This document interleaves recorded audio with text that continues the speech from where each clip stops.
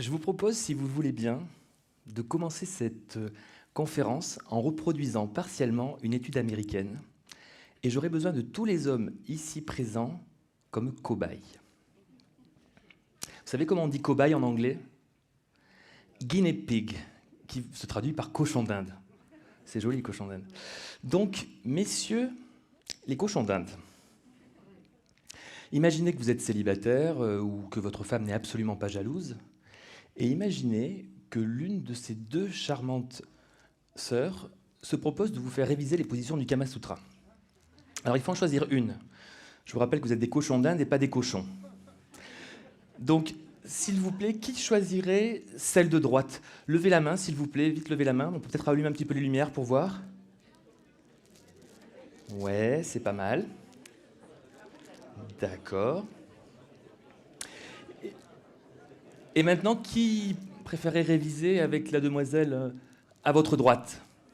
Pardon, on reprend. Gauche, droite. Donc maintenant, celle en bleu. Il y en a un peu moins. Donc vous êtes exactement 2/3, selon le professeur Elliott de l'université de Rochester, à préférer la jeune fille en rouge. Si je vous avais présenté cette photo, vous auriez été également 2/3 à préférer la jeune fille en rouge. Pourquoi?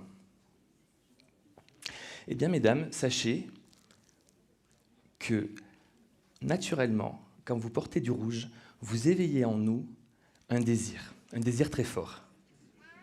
25% de désir en plus pour les hommes. Et sachez, mesdames, que vous en avez conscience, ou alors c'est inconscient, mais vous le savez. Une étude portée sur les sites de rencontres où on a regardé comment la couleur des vêtements des femmes sur leurs photos de profil. Les femmes qui recherchent le grand amour sont 5 fois moins souvent habillées en rouge que celles qui recherchent le grand frisson. Et oui, le rouge est une couleur qui crée le désir chez l'homme. Sachez que vous aurez 25% de pourboire en plus au restaurant quand vous êtes habillé en rouge. Sachez que les hommes s'arrêteront beaucoup plus souvent quand vous faites de l'autostop, quand vous êtes habillé en rouge. Pourquoi?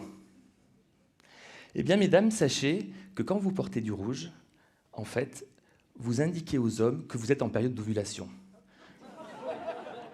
Eh oui. Notre très très lointaine grand-mère Lucie, en période d'ovulation, avait les lèvres génitales et labiales qui étaient rouges pour indiquer à son fiancé que ce n'était pas le moment d'aller chasser le mammouth, qu'il fallait rester par là.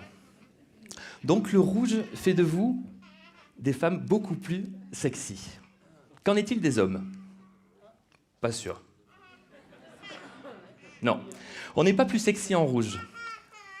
Non, non, mademoiselle, on n'est pas plus sexy en rouge. Par contre, on est beaucoup plus fort. Notre rythme cardiaque est plus élevé, notre pression artérielle est plus forte, notre nombre de battements de paupières est plus élevé également. Le rouge nous rend plus forts. Quelques preuves dans le sport. En Angleterre, il y a 3 équipes habillées en rouge. Arsenal, Liverpool et Manchester. Elles ont gagné 39 des 69 derniers championnats depuis la guerre. En lutte gréco-romaine, depuis 1896 et le début des Jeux olympiques modernes, sachez que 67% des combats ont été gagnés par les lutteurs habillés en rouge. Même type de résultat en taekwondo. Quand vous portez du rouge, vous êtes physiquement plus fort, votre adversaire vous sent plus fort, même l'arbitre, en conditions égales, vous sent plus fort quand vous êtes en rouge.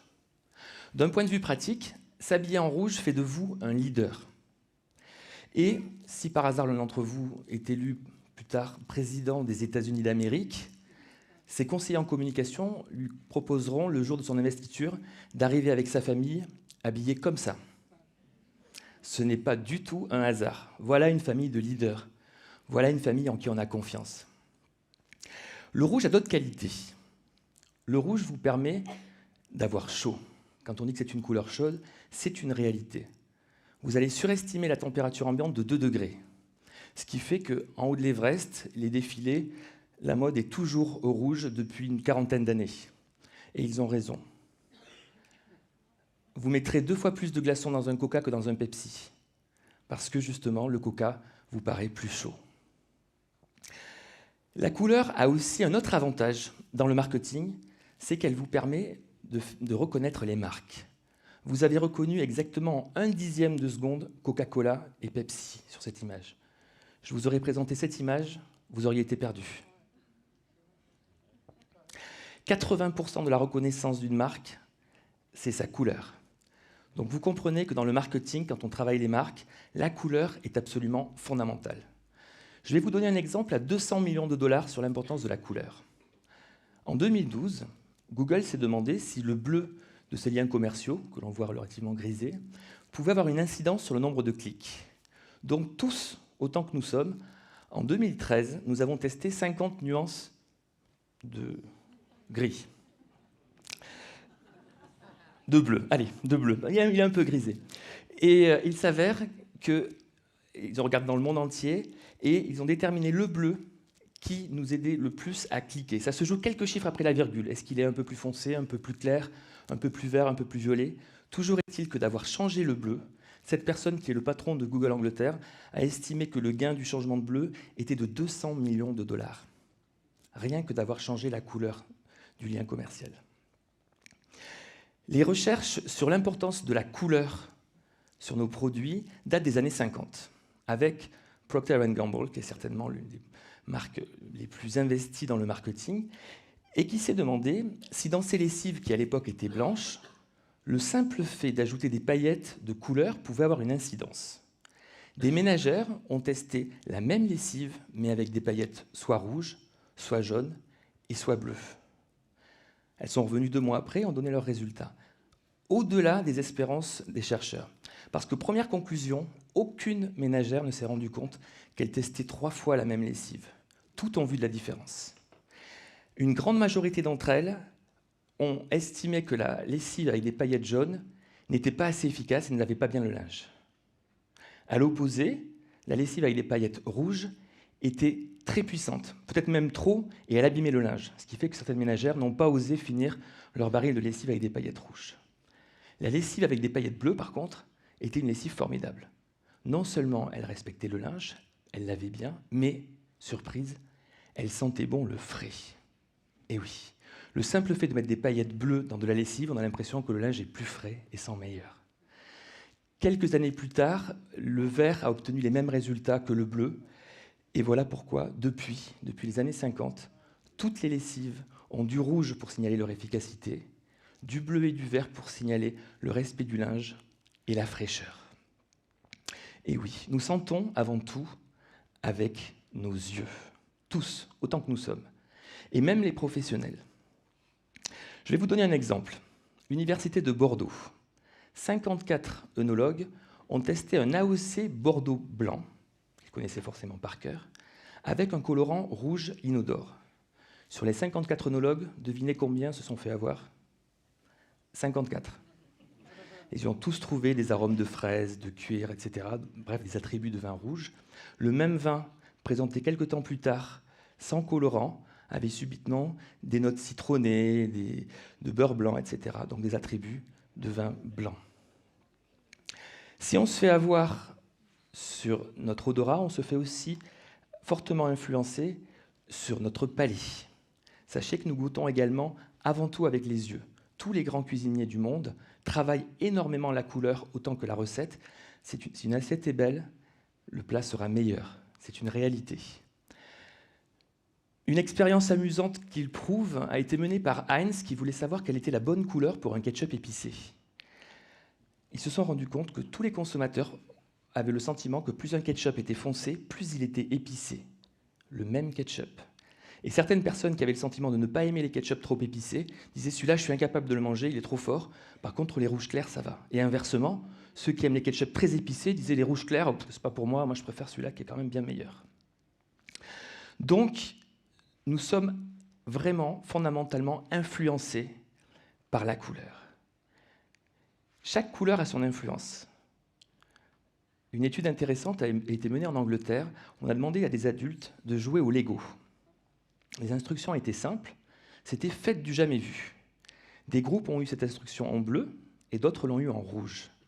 Les groupes qui ont eu l'instruction en bleu sont partis dans leur hémisphère droit de leur cerveau et ont commencé à faire des objets créatifs, des œuvres d'art qui ne voulaient rien dire. Ceux qui ont eu la même instruction écrite sur un panneau rouge sont partis dans leur cerveau cartésien et ont fait des objets fonctionnels. Une nouvelle maison, une nouvelle voiture, une nouvelle robe, etc.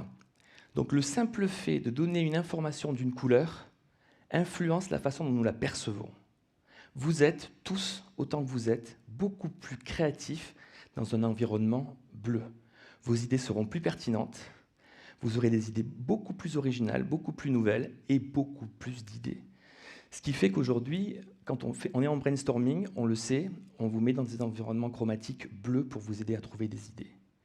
Par contre, si on veut attirer votre attention, que vous restiez concentré, on privilégiera les ambiances chromatiques chaudes, c'est-à-dire jaune, orange ou rouge. Alors quand on dit une ambiance chromatique chaude, on n'est pas obligé d'avoir les pièces entièrement rouges.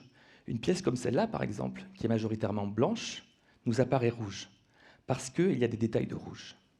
Là-dedans, dans ce genre de bureau, la productivité est excellente. Vous êtes capable de travailler des heures et des heures sans vous fatiguer, parce que justement, l'énergie du rouge va vous aider. Malheureusement, aujourd'hui, beaucoup d'entre nous travaillons là-dedans.